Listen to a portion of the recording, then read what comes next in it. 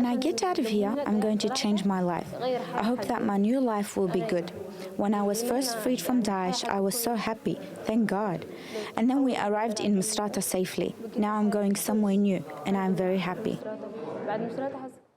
They're the words of an Eritrean refugee who escaped from her country and, after being held by Daesh, was eventually freed in Libya. Remarkably, you could say she was one of the lucky ones. More than 5,000 people flee Eritrea every month, with reports that the region's crippling famine is having a devastating impact there. But little is known about the extent of the crisis because very little information makes it out. The African nation competes with North Korea for the world's most secretive state. But a group of activists are fighting back.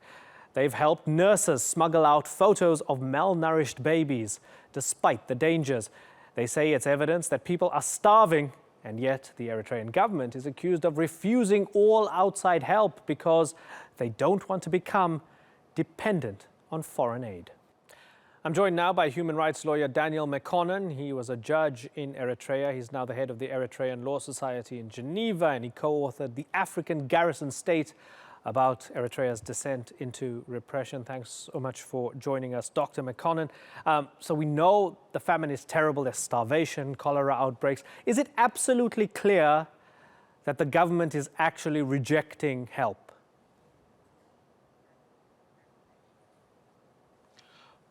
Yes, definitely. The government has never acknowledged the looming situation, the humanitarian crisis, which is now happening in the form of famine, of course, partly which is part of drought, a natural phenomenon, and partly exacerbated by flawed government policies, economic and agricultural policies, and there has never been official acknowledgement on the part of the Eritrean government, which is very sad, but we have been receiving this information since end of 2015. By December 2015, we were already receiving information, credible information, coming out from within Eritrea, and this is very difficult situation. How much of a risk is it for those nurses who smuggled out those images that we've seen of those kids in a dire situation? How much is it a risk, of a risk is it for them and their safety? Well, they do it in extremely difficult circumstances. You know, this kind of information may be treated with the most the most severe punishment that comes from the Eritrean government. They have to do it under extremely difficult, extremely dangerous circumstances, and which is very much appreciated from our side.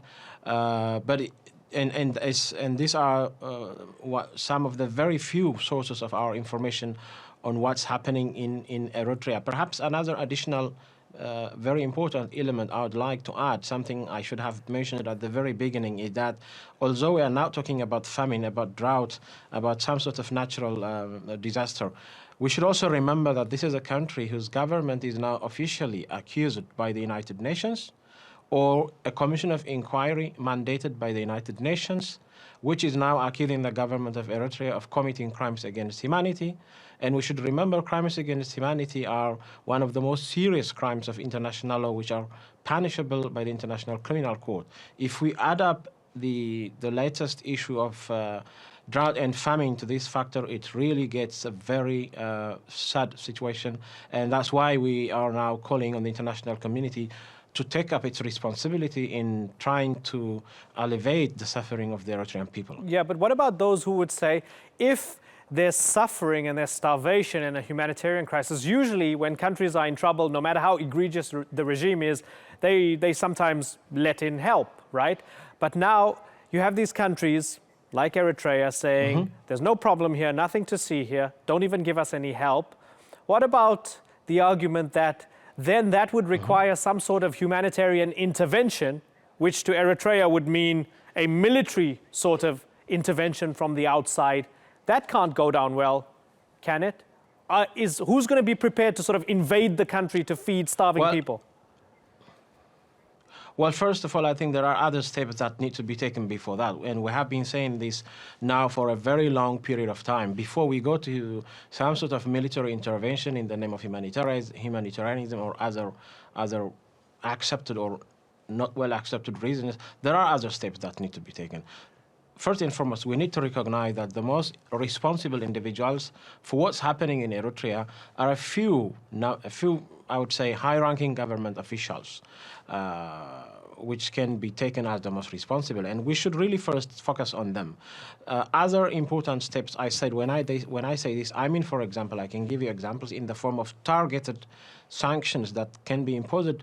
It could be by the United Nations, it could be by the African Union. I'm not saying here generalized economic sanctions. There is a big difference between these and between what I'm saying.